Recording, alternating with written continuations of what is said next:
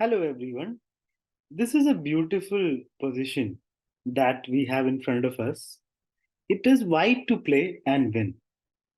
The beautiful thing about this position is that there is a very cute geometric idea in this position, which even the computers don't find. If you can see the engine over here on the right side, it says it's exactly equal.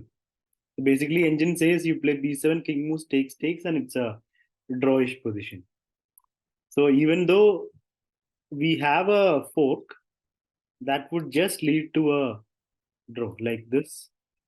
Take, okay, take. This is a drawish position. I can try to win, but there's just too much activity here for black, and the black king is trying to come out. So you'll have to go here and defend the pawn. By the time black pawns will come forward, you'll have to use the bishop to stop it. So that's the draw. But there is a winning idea hidden so deep inside this position that it is difficult for a engine to find it.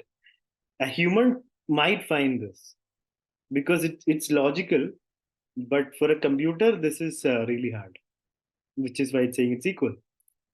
So I would ask you to stop here and look at the candidate moves. What are the candidate moves? You have pawn takes pawn. You have pawn b7 and then bishop takes. That's another idea. You have pawn b7 king moves and then bishop check. You have pawn b7 king moves and takes. So these are the main ideas in the position. d7 takes, b7 check, b7 takes, and pawn takes. So see if you can find out the hidden idea in one of those four lines.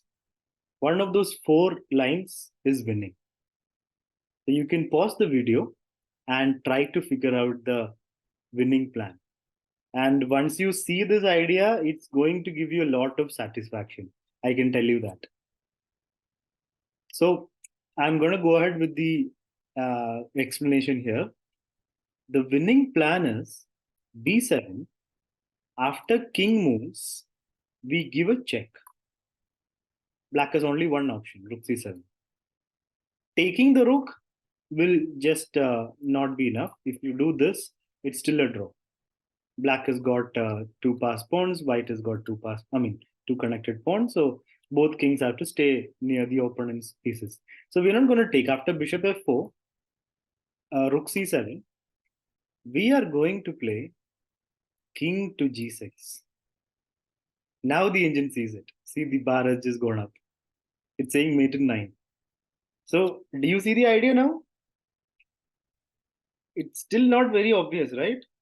The black king can't move, the black rook can't move, this pawn can't move. And now only h pawn can move. Now the plan is, okay, the engine came back all of a sudden. It doesn't see it still. The plan is to sneak in like this and give checkmate. But don't do it immediately. If you do it immediately, g5 check, and we lose a bishop and the game. So can't do that. So we have to wait first. We have to make a move bishop e5 or bishop d6. And then white, yeah, now black pushes. Now we go to h7. Let's say black pushes. It doesn't matter if you push at the g pawn, just wasting time anyway. It's going to transpose. King moves, pushes. Don't move the king. You don't have that much time. You got to take. And now black again pushes the g pawn. Remember, there's no moves for these three pieces. We get the king in, pushes.